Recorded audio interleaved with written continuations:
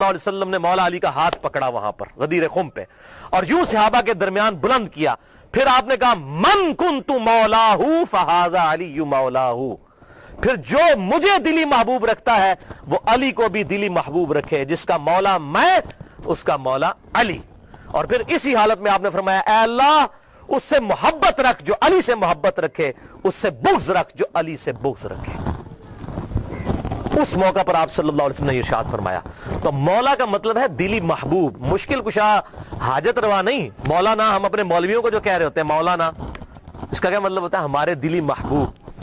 قرآن میں آیا سورہ تحریم کی آیت نمبر 4 میں فَإِنَّ اللَّهَ هُوَ مَوْلَاهُ وَجِبْرِيلُ وَصَالِحُ الْمُؤْمِنِينَ.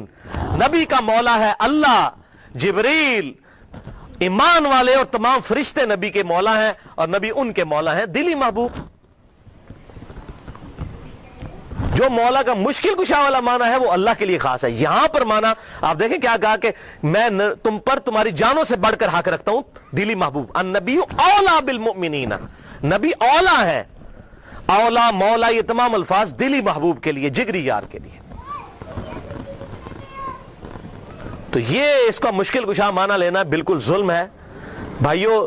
قرآن پاک میں واضح طور پر آیا ایاک نعبد و ایاک نستعین, اے اللہ ہم صرف تیری ہی عبادت کرتے ہیں, غائب میں مدد کے لیے صرف تجھی کو پکارتے ہیں. یہ تو جھگڑا ہی نہیں ہے کہ سیدنا علی رضی اللہ تعالیٰ عنہ کو اختیار ہے یا نہیں. مولا علی کو اختیار ہو, شیخ عبد القادر جیلانی کو اگر اختیار ہو, تب بھی ان کو غائب میں دعا کے لیے نہیں پکار سکتے. مولا علی اپنی نمازوں میں اللہ کو پکارتے تھے. مولا علی کا ماننے والا وہی ہوگا جو مولا علی کی سنت پر عمل کرتے ہوئے اللہ کو پکارے گا, یا حی یا قیوم برحمتک استغیث, حسبنا اللہ ونعم الوکیل, لا الہ الا انت سبحانک انی کنت من الظالمین.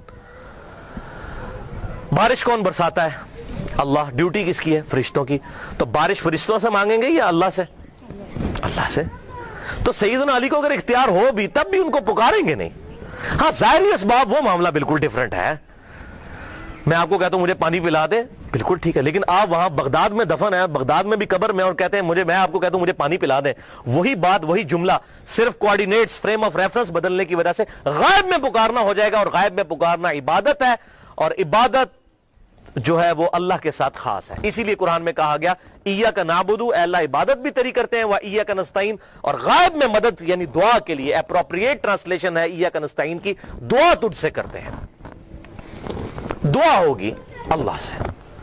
بہرحال اسی حدیث آج ایک چھوٹا سا فارمولہ دے رہا ہوں اور تھوڑی سی قرآن میں سورہ حمد کی تفسیر کرنا چاہتا ہوں.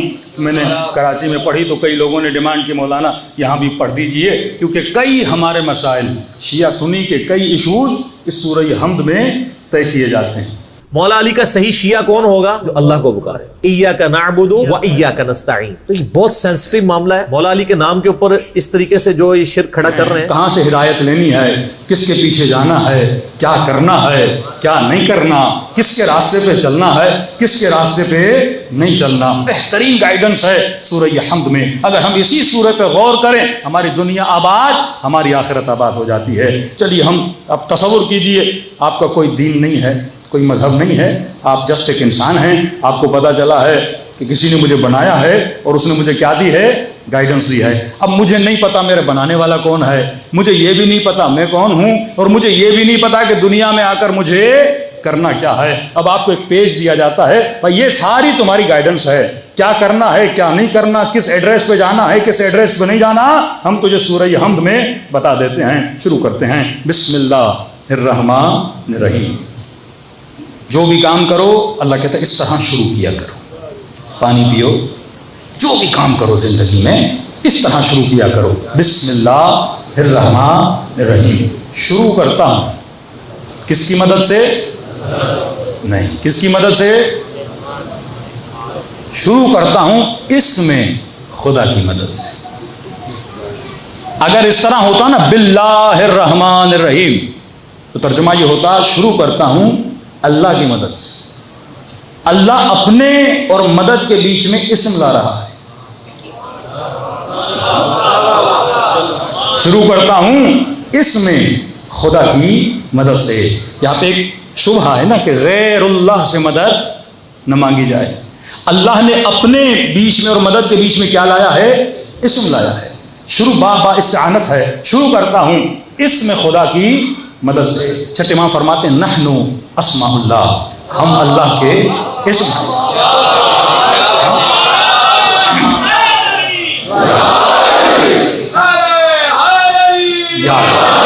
اب میں زیادہ حدیث میں اس لیے نہیں جا رہا کیونکہ مولوی بولے گا حدیثیں جھوٹی ہیں، بنی بنائی ہیں، لہٰذا میں اس میں نہیں جا رہا. قرآن میں رہیں گے، قرآن سے باہر نہیں نکلیں گے. شروع کرتا ہوں اس میں خدا کی مدد سے. اتنا بس ثابت ہو گیا کہ اس میں خدا سے مدد مانگی جا سکتی ہے. اب یہ بات کی بحث ہے اس میں خدا کون ہے کون نہیں ہے، اس بحث میں ہم نہیں پڑھتے، لیکن یہ ثابت ہو گیا کہ اس میں خدا سے مدد مانگی جا سکتی ہے. اچھا شروع کرتا ہوں اس میں خدا کی مدد سے. کون خدا؟ مجھے کیا پتا، وہ خود اپنا تعارف کروائے گا. میں وہ اللہ ہوں جو رحمان ہے، میں وہ اللہ ہوں جو رحیم ہے. مطلب میری رحمت کے سائے دو طرح کے ہیں. ایک میری رحمت عام ہے، پرن کے لیے، چرن کے لیے، انس و جن کے لیے، چاہے مجھے مانے چاہے مجھے نہ مانے، میں اپنی رحمت کا دروازہ بند نہیں کروں گا، کیونکہ میں نے جسم دیا ہے. کھانے کا بندوبست کرنا میری ذمہ داری ہے. تو گندم کا ایک دانہ ڈالے گا، اس ایک دانوں کو 100 دانوں میں بدلنا میرا کام ہے. اس نمکین پانی کو سمندر کے بادلوں کی صورت میں میٹھا بنا کر بھیجنا یہ میرا کام ہے. ہواؤں کا آنا یہ میرا کام ہے. اس نظام ہستی میں آکسیجن کو پیدا کرنا یہ میرا کام ہے. تو میں نے اگر جسم دیا تو جسم کی ضرورتیں کو پورا کرنا کس کی ذمہ داری ہے؟ میری ہے، کیونکہ میں تیرا اللہ ہوں اور کیونکہ میں رحمان ہوں اور پھر میں رحیم بھی ہوں. میری ایک رحمت عام ہے، جنرل رحمت ہے، ایک میری رحمت خاص ہے. یہ رحمت میں کن پہ نازل کرتا ہوں؟ جو میرے نبی ہیں، جو میرے ولی ہیں اور جو ان ولیوں کے ماننے والے ہیں، جو علی اور آل علی کے ماننے والے ہیں. یہ میری تشریح ہے، لیکن ایک رحمت خاص ہے. اب خاص رحمت کس پہ آتی ہے؟ جو اللہ کے نیک بندے ہیں. XYZ جو بھی اللہ کے نیک بندے ہوں ان کے لیے رحمت خاص ہے، کچھ کے لیے رحمت عام ہے. اب کہو الحمدللہ رب العالمین، کیونکہ ساری رحمتیں کون دے رہا ہے؟ میں دے رہا ہوں. هل جزاء الاحسان الا الاحسان. اگر میں تجھے نعمتیں دے رہا ہوں تو صاحب نعمت کا شکر تو ادا کر. جس نے تجھے نعمت دی ہے اسے تھینک یو تو بول. جس نے تجھے اتنی نعمتیں دی اس کا شکر تو ادا کر. تو بول الحمدللہ رب العالمین. تمام حمد کس کے لیے ہیں؟ جو عالمین کا رب ہے. اب عالمین کا رب کون ہے؟ وہ میں ہوں. رب کا مطلب مدبر الامور. اس پورے عالم کو مینج کون کرتا ہے؟ میں کرتا ہوں. تدبیر کون کرتا ہے؟ میں کرتا ہوں. پورے عالم کو دیکھتا کون ہے؟ میں خدا دیکھتا ہوں. کیوں دیکھتا ہوں؟ رب العالمین ہوں. مطلب یہ دنیا جتنے بھی عوالم ہیں سب کا رب کون ہے؟ میں ہوں. اور رب کیوں ہوں؟ کیونکہ میں رحمان ہوں، کیونکہ میں رحیم ہوں. اگر میں رحمان نہ ہوتا کبھی تجھے پالتا نہ. اگر میں رحمان نہ ہوتا کبھی بارش نہ برساتا. اگر میں رحمان نہ، تو میرا نافرمان ہے لیکن پھر بھی بارش برسا رہا ہوں، کیونکہ میرے اندر صفت رحمانیت ہے. اور اس صفت کی جھلک کو اگر دیکھنا ہے تو ماں کے وجود کو دیکھ لے. صفت رحمان کی جھلک دیکھنی ہے. اولاد کتنی بھی نافرمان ہو پر ماں کبھی بد دعا نہیں دیتی، اور دے بھی دے تو دل سے نہیں دیتی. یہ 9 مہینہ بیٹا بچہ ماں کو تکلیف دیتا ہے لیکن ماں اسے پالتی رہتی ہے. پیدا ہوتا ہے تو تکلیف دیتا ہے، پیدا ہونے کے بعد یہ ماں کو کچھ دیتا نہیں ہے، پھر اس کے سینے سے دودھ پیتا ہے. یہ صرف لے رہا ہے، یہ صرف لے رہا ہے، اور وہ صرف دے رہی ہے، دیتی جاتی ہے. کیوں دیتی جاتی ہے؟ میرے مولا فرماتے ہیں اگر ماں کے دل میں صفت رحمت نہ ہوتی یہ کبھی بچے کو نہ پالتی. رحمت کی صفت ہے.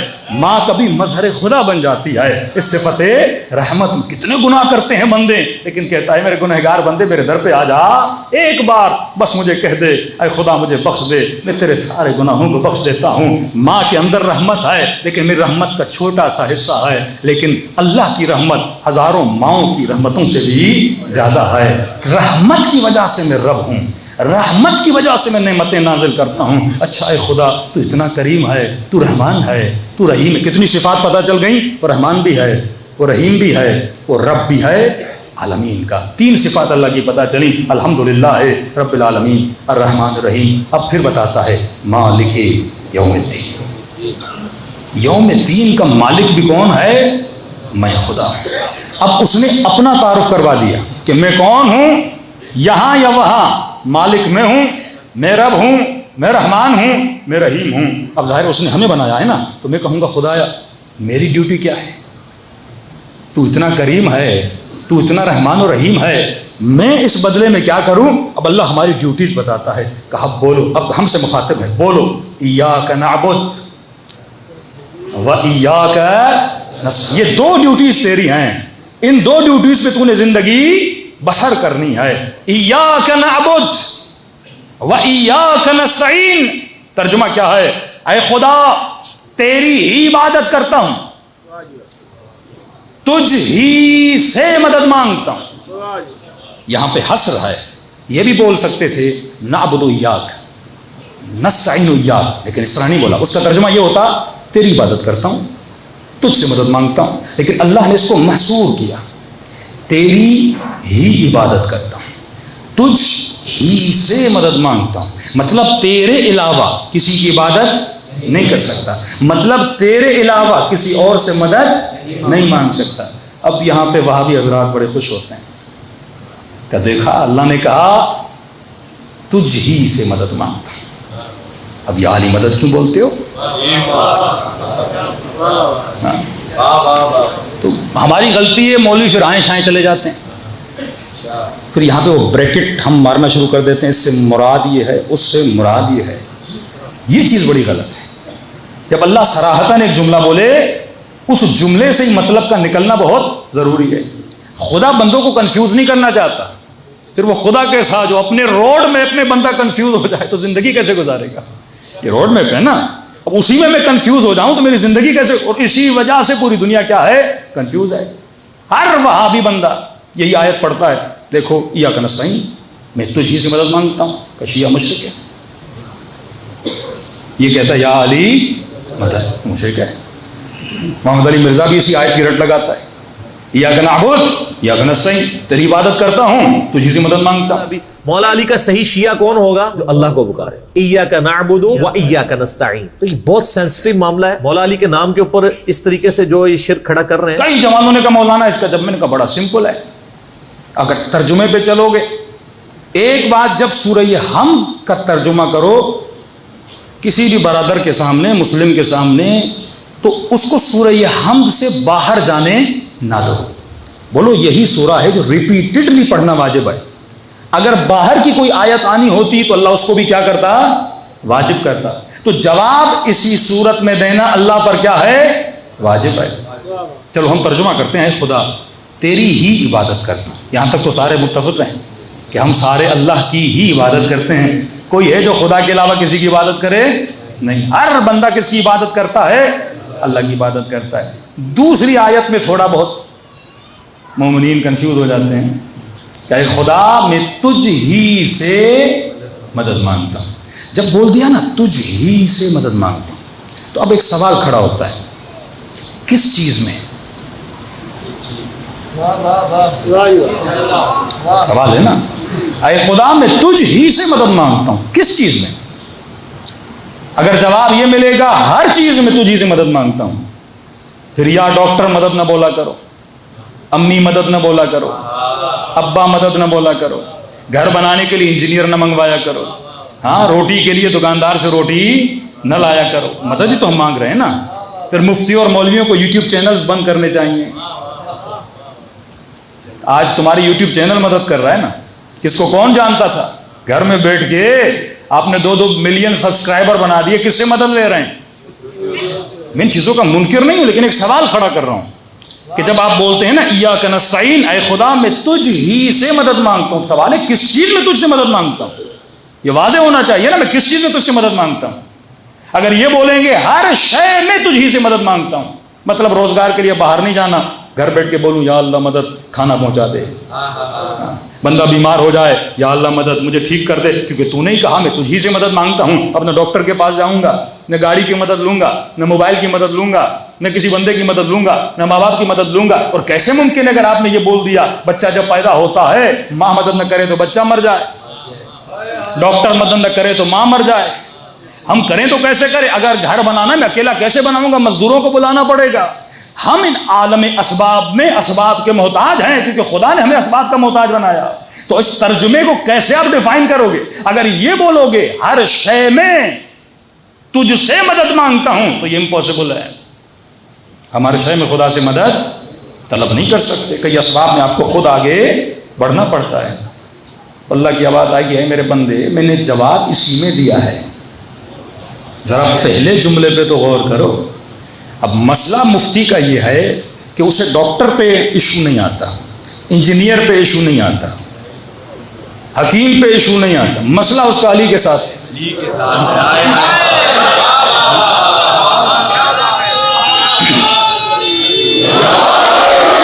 یہ بات میری سمجھ سے باہر. پھر کہتے نہیں مردہ سے نہیں مانگ سکتے, زندہ سے. بھئی اللہ نے کب بتایا مردہ اور زندہ؟ یہ تو تم نے بتایا مردہ اور زندہ. سورہ ہم نے یہ تو نہیں کہا کہ مثلا مجھ ہی سے مدد مانگو لیکن زندہ سے مانگ سکتے ہو, مردہ سے نہیں مانگ سکتے. یہ تو سورہ ہم میں نہیں آیا. اگر کسی اور سورت سے تم نکال رہے ہو اس سے میرا سروکار نہیں ہے, کیونکہ روڈ میپ کس میں ہے؟ سورہ ہم میں ہے. تو جواب بھی کس میں ہونا چاہیے؟ اسی میں ہونا چاہیے. جواب موجود ہے لیکن آپ ذرا غور کریں گے تو آپ کو جواب بھی مل جائے گا. اللہ نے کہا میں نے پہلے جملے میں جواب دیا ہے ایاک نعبد, اے خدا تیری ہی عبادت کرتا ہوں. ایاک نعبد و ایاک نستعین میں واو ہے, واو عاطفہ, جو اگلے جملے کو پچھلے جملے سے کیا کرتا ہے؟ جوڑتا ہے. اے خدا تیری ہی عبادت کرتا ہوں اور تیری عبادت میں تجھ ہی سے مدد مانگتا ہوں. یہاں مدد عبادت میں ہے. نعبد جب آپ بولتے ہو نا تیری ہی عبادت کرتا ہوں, اب اس عبادت میں کون میری مدد کرے گا؟ خدا مدد کرے گا نا. اس نے مجھے بنایا نا, وہ مجھے بتائے گا نا مجھے عبادت کیسے کرنی ہے, وہ مجھے بتائے گا نا زندگی کا روڈ میپ کیسے ہے. ہم نے کہا ٹھیک ہے خدایا تیری عبادت میں ہم تجھ سے مدد مانگیں گے, ہم بت سے مدد نہیں مانگیں گے. تیری عبادت میں ہم کسی کے پاس نہیں جائیں گے, تجھ ہی سے جو تو بتائے گا اسی راستے پہ ہم چلیں گے.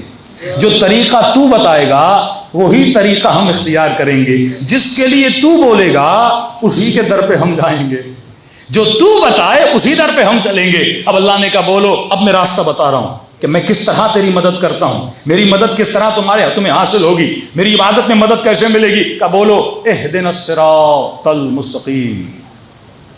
اے خدا ہدایت دے کس پر؟ صراط مستقیم پر.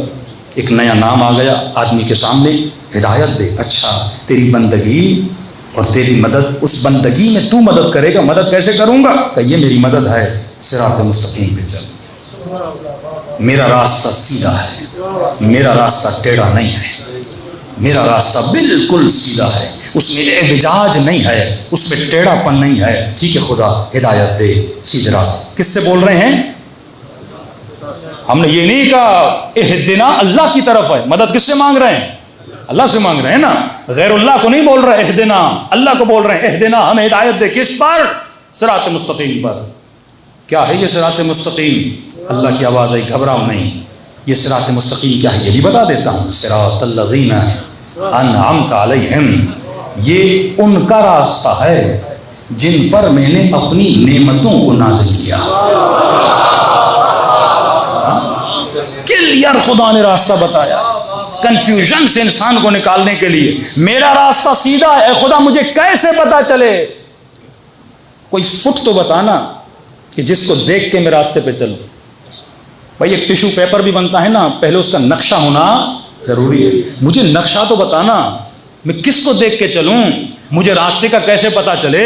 کا نشانی بتا دیتا ہوں. اگر صراط مستقیم کو پہچاننا ہے, یہ ان کا راستہ ہے جن پر میں نے اپنی نعمتوں کو نازل کیا. اب یہاں پہ برادران محترم ایک جمپ مارتے ہیں اور آپ نے یہ جمپ مارنے دینا نہیں ہے. یہاں سے پوری گیم آپ کی خراب ہو جائے گی, پورا نقشہ خراب کر دیتے ہیں. یعنی اللہ کی ساری اوپر سے لے کے نیچے تک جو زحمت ہے نا بندے کو سمجھانے کی, وہ خراب کر دیتے ہیں. اب جمعے کے خطبوں میں بولیں گے صراط الذین انعمت علیہم, ان کا راستہ جن پہ اللہ نے نعمتوں کو نازل کیا. اب وہ خود بتائیں گے کون ہے وہ, کہیں گے والسابقون السابقون اولئک المقربون. ہم مولوی صاحب یہ کون تھے؟ کہ یہ وہ ہیں جنہوں نے پہلے ہی مان لایا. اب لوگوں نے کہا وہ اچھا جنہوں نے پہلے, ہاں یہ اصحاب بدر ہیں, یہ اصحاب احد ہیں, یہ وہی ہیں جنہوں نے پہلے ہی مان لایا. آج تک کوئی شیعہ عالم اس کا انکاری نہیں ہے کہ جنہوں نے پہلے ایمان لایا ان پہ اللہ کی نعمتیں نہیں تھیں، سب پہ اللہ کی نعمتیں تھیں. لیکن میرا سوال یہ، اگر یہیں پہ رک جاؤ گے نا اپنی تفسیر کرنے، اللہ سے پوچھو نا اپنی تفسیر کیوں کر رہے ہو؟ اگر بات یہ جن پہ میں نے اپنی نعمتیں نازل کی ان کا راستہ ہے، تو ایک مکھی پر بھی تو اللہ کی نعمت ہے کہ نہیں؟ اس مجمع میں کون سا وہ بندہ ہے جو یہ بولے مجھ پہ اللہ کی نعمت نہیں ہے؟ ہر وجود جسے خدا نے خلق کیا ہے اس پہ اللہ کی نعمت ہے. اب میں یہاں پہ رک جاؤں، اچھا صراط الذین انعمت علیہم جس پہ میں نے اپنی نعمتیں نازل کی، یہ بولے گا مولانا مجھ پہ اللہ کی نعمت ہے، مجھے انسان بنایا ہے، اس کے راستے پہ چلوں، اس کے راستے پہ چلوں. کروڑوں لوگ ہیں جن پہ اللہ کی نعمت ہے، انسانوں سے لے کے حیوانوں تک، حیوانوں سے لے کے حشرات تک، حشرات سے لے کے درختوں تک، کروڑوں اللہ کی آبادی. کوئی بندہ، کوئی وجود، کوئی جماعت، کوئی نبات ایسا نہیں ہے جس پہ اللہ کی نعمت نہیں ہے. تو خدا کیا میں کس کے راستے پہ چلوں؟ اللہ کی آواز ہے کہ گھبراتے کیوں ہو؟ جواب میں نے سورہ ہم میں دیا ہے، صراط الذین انعمت علیہم، یہ وہ ہیں جن پہ میں نے اپنی نعمتوں کو نازل کیا. خدارا مسلمان کے لیے خدا نے اتنی کلیئر تفسیر بتا دی ہے، اگر پھر بھی اسے ہدایت نہ ملے، یہ تعصب بار اس کا نصیب ہے کہ اسے ہدایت نہیں مل رہی. کہا صراط الذین انعمت علیہم، یہ وہ ہیں جن پہ میں نے اپنی نعمتیں نازل کی. خدایا صفت تو بتا، نشانی تو بتا، علامت تو بتا. یہاں ہزاروں نعمت والے ہیں، میں کس نعمت والے کے پیچھے چلوں کہ جس میں یہ دو صفات ہوں؟ صراط الذین انعمت علیہم غیر المغضوب علیہم، یہ وہ ہیں جن پہ میں کبھی غضبناک نہیں ہوا.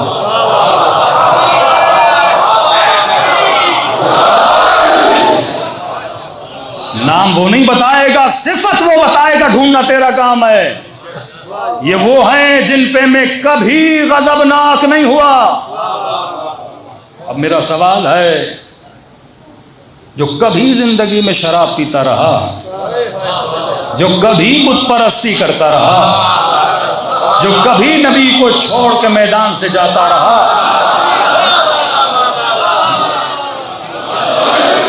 کسی نے کہا اللہ نے معاف کر دیا. ہاں سورہ حدید میں اللہ نے مسلمانوں کی غلطیوں کو معاف کیا، ہم نہیں کہتے معاف نہیں کیا، لیکن جب انہوں نے یہ ایکٹ انجام دیا تھا اس وقت وہ غضبناک تھا کہ نہیں؟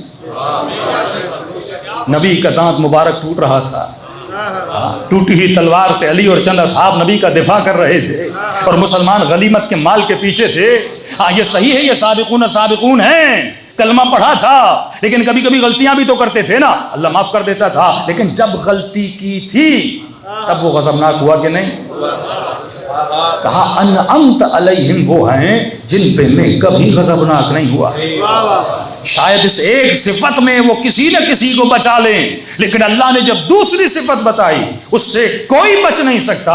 کہا ان کے اندر دو صفت ہیں، انعمت علیہم، پہلی صفت یہ ہے جن پہ میں نے اپنی نعمتوں کو نازل کیا کہ میں ان پہ کبھی غضبناک نہیں ہوا، اور وہ بھی کبھی گمراہ نہیں رہے.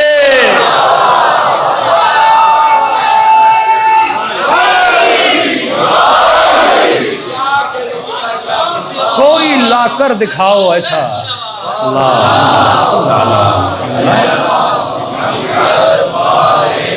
ساری امت اس پہ گواہ ہے.